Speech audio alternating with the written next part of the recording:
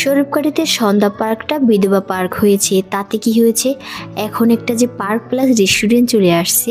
Hello everyone, আসসালামু আলাইকুম। কেমন আছেন সবাই? আশা করছি ভালো আছেন। আমিও আলহামদুলিল্লাহ ভালো আছি। বিধবা পার্ক বললাম কেন, এটাই তো সবার প্রশ্ন।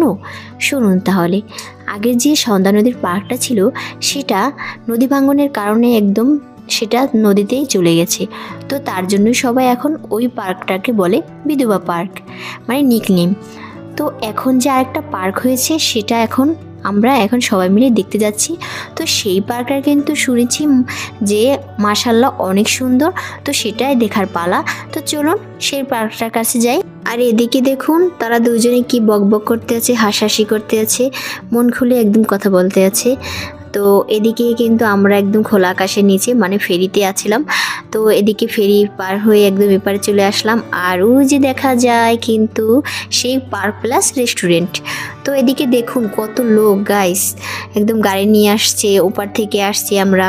তো এখন দেখি ওদিকে যাই, গিয়ে কীরকম কি ডেকোরেট করছে সব কিছুই আজকে এই ভিডিওতে থাকছে।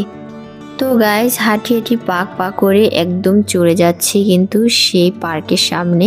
চলে এলাম পার্কের সামনে। তো গাইস দেখো এদিকে কত লোক, জানি না আজকে কি হয়, কোনো সিট পাবো কি এখানে, আমরা কি কিছু মানে কোনো ভিডিও শ্যুট বা খাবার দাবার বা ভালোভাবে ঘোরাফেরা করতে পারবো কি আদৌ জানি না, দেখি কি হয়। আর এদিকে দেখো সবাই কিন্তু সিট না পেয়ে আমার যা মনে হয় ওদিকে নদীর পাড়ে ঘুরতে গেছে কাপড়রা। আর এই যে আর এক কাপল যাইতে আছে এখান থেকে।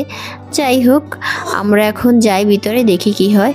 আর দেখো এই যে রেস্টুরেন্টটা, এটা কিন্তু একদম সেতুর উপরে করেছে, টোল দিয়ে আর কি, সেতুর মতো দেখো ব্রিজের মতো একদম সাইডে সাইডে একদম এক টিনের ঘর আর কি। আর সাথে কিন্তু কালার কম্বিনেশনটা কিন্তু ওয়াও না, এইটা কিন্তু লাল আর সবুজ দিয়ে বেশি ঘেরা, দেখতে কিন্তু বেশি সুন্দর লাগছে। ঠিক আছে, খোলা আকাশের নিচে এর থেকে সুন্দর মনে হয় না আর কিছু হবে আর কি। ঠিক আছে, যখন আমার মন ভালো না থাকবে তখন যদি এখানে আসি অবশ্যই কিন্তু মনটা আমার মনে হয় যা ভালো হয়ে যাবে। তো এদিকে কিন্তু অনেকক্ষণ বসা ছিলাম আমরা, কিন্তু কোনো সিট পাইনি, প্রায় আধা ঘন্টা বসা ছিলাম, এত লোক ছিল। অবশেষে কিন্তু একটা সিট পেয়ে এখানে বসে যাওয়ার জন্য চেষ্টা করলাম।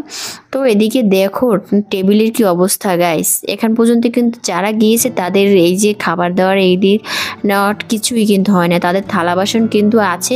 এমন অবস্থা আমরা ওর উপরেই বসে দিয়েছি আর কি, ধৈর্য আর কি দিই নেই যে তারা পরিষ্কার করবে তারপর বসবে, কারণ তাহলে কিন্তু ছিটই পেতাম না। তো খাওয়া দাওয়া করে কিন্তু আমরা এখন বাসার দিক রওনা দেব। খাওয়া দাওয়া কম্বিনেশনটা কিছুই কিন্তু দেখাইলাম না কারণ সন্ধ্যা হয়ে আসছে। তো আজকের ভিডিওটা এই পর্যন্তই। সবাই ভালো থাকবে, সুস্থ থাকবে, টাটা বাই বাই।